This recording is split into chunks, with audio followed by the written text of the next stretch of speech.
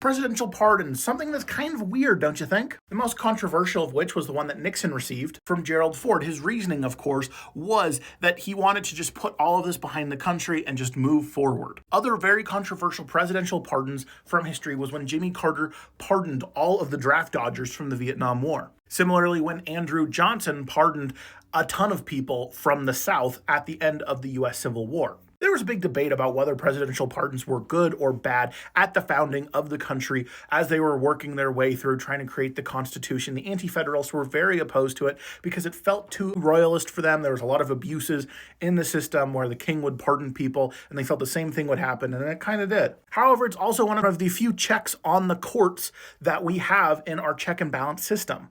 This infographic is from several years ago, so it's no longer accurate in terms of Biden. However, I do think it's pretty interesting to see just how many people were pardoned in the more recent history of the United States. Love it or hate it, the pardoning power is part of the U.S. Constitution, and it's going nowhere.